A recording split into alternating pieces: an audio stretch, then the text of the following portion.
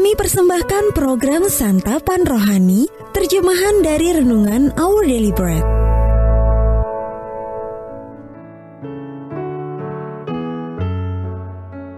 Sahabat ODB, pembacaan Alkitab hari ini terambil dari Mazmur, pasal yang ke-104 ayat yang ke-10 sampai dengan ayat yang ke-23. Mazmur, pasal yang ke-104, ayat yang ke-10 sampai dengan ayat yang ke-23.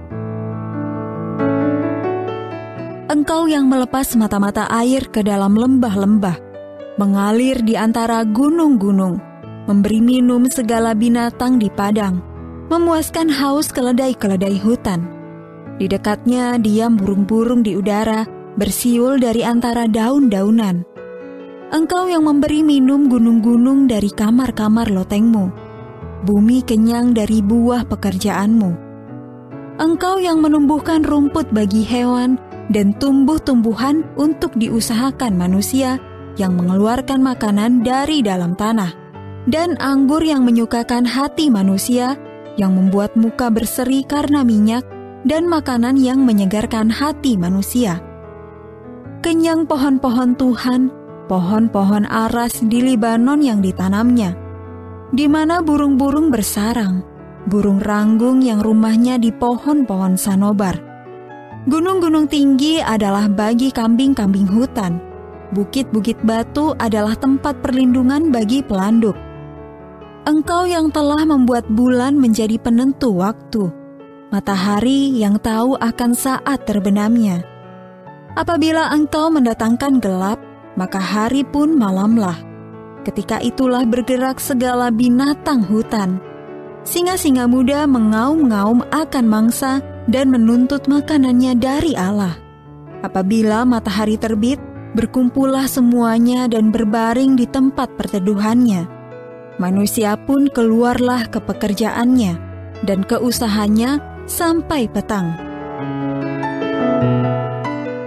Ayat Mas Renungan hari ini terambil dari Mazmur pasal yang ke-104 ayat yang ke-19. Engkau yang telah membuat bulan menjadi penentu waktu. Judul renungan kali ini memaknai musim, ditulis oleh Tim Gustafson. Leisa ingin memaknai musim gugur dengan caranya sendiri. Kebanyakan dekorasi musim gugur yang dilihatnya seolah-olah merayakan kematian. Terkadang dengan cara-cara yang menakutkan dan mengerikan.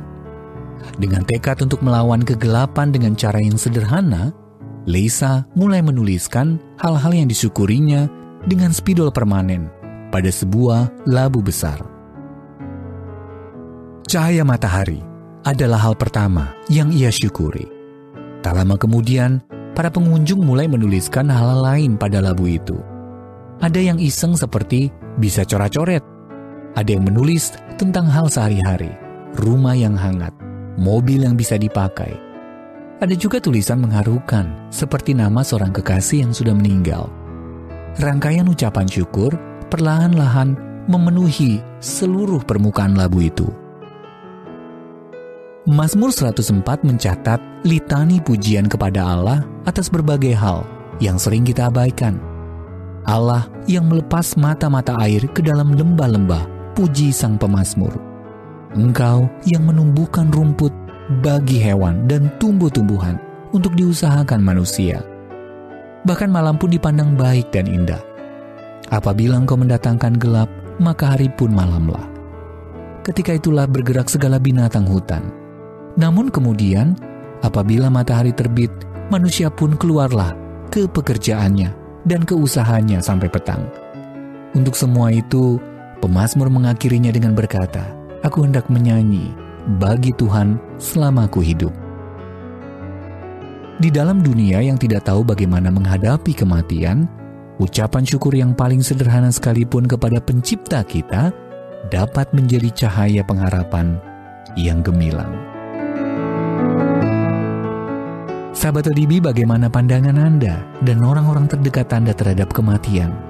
Bagaimana Anda dapat membuat orang-orang di sekitar Anda ingin tahu tentang pengharapan yang Anda miliki di dalam Yesus?